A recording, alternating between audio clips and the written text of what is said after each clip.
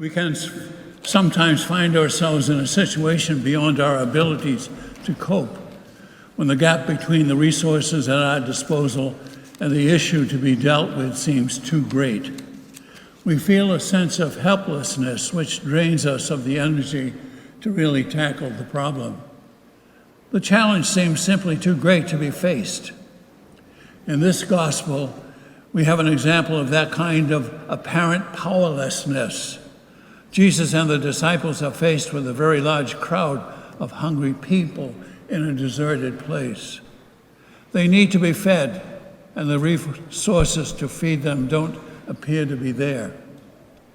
The sense of being overwhelmed by the task that needs doing is audible in the comments that Jesus' disciples make. Philip states 200 denarii would not buy enough to give them a small piece each. Andrew comments that there is a small boy coming from market basket with 5 barley loaves and 2 fish. But he asks rather despairingly, what is that between so many?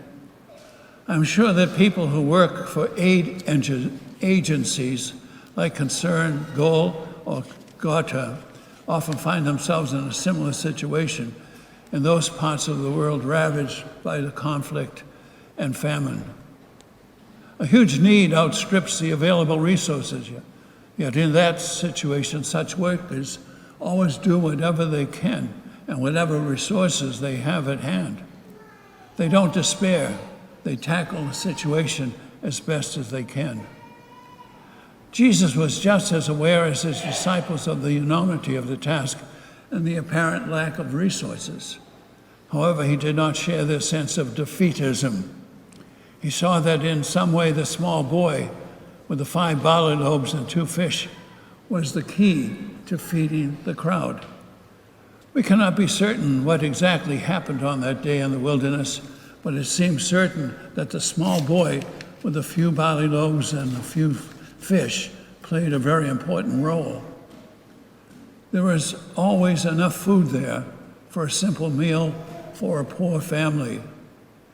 Yet he was willing to part with the barley loaves and fish. He handed them over to Jesus, and in some mysterious way, Jesus was able to work with the young boy's generous gift and feed everyone.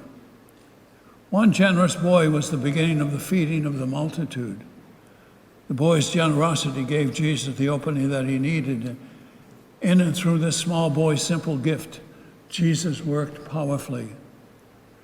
This is one of the few stories about Jesus is to be found in all 4 Gospels. It clearly spoke very powerfully of the early church. Perhaps in and through this story, the early believers came to appreciate that God could do anything with the tiniest efforts to perform his great works. As Paul declared in his letter to the church at Corinth, that God's power is often made perfect in our weakness. The Lord can work powerfully in and through the very little that we possess, if we are generous with him, with that little. The small boy is our teacher in that regard. He gave with a few barley loaves and fish, and the Lord did the rest. I wonder what he was thinking when he handed them over. What am I going to tell my mother and father when I get home with nothing? And giving away the little we have, we leave ourselves very vulnerable. Yet the gospel suggests that the Lord can work powerfully in and through that very vulnerability, which is the fruit of our generosity. The Lord needs us to be generous with what we have, even though it can seem very little and very inadequate in our eyes. The Lord does not work in a vacuum. He needs us to create an opening for him to work. When we look at the great troubles of the world today, and even in our country, we think of where is God? What is happening? It is because, again, God cannot work in a vacuum. He needs us to create an opening for him to work. Without the presence of Jesus, the crowd would not have been fed. Without the presence of the small boy and his few resources, the crowd would not have been fed either. The Lord needs us to be generous with what we have.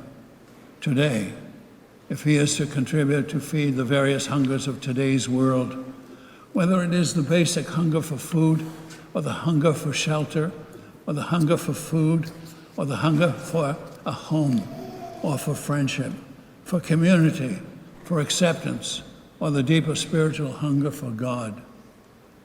The gospel teaches us never to underestimate the significance of even the tiniest efforts we make to be generous with the resources we have at our disposal, whether it is the resources of money, or of time, or ability for others.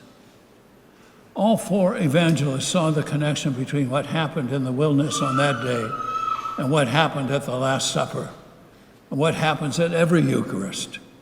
Just as Jesus transformed the small boy's simple gifts of 5 barley loaves and 2 fish into a feast for thousands, so he transforms our simple gifts of bread and wine into a spiritual gift, a feast for all.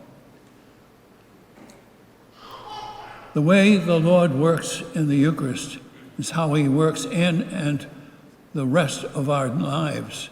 He takes the little we offer to him, and by means of it, in words of St. Paul, he is able to accomplish abundantly, far more than all we can ever ask or imagine. So the theme today is to the model of the little boy, to be generous with what you have, to share.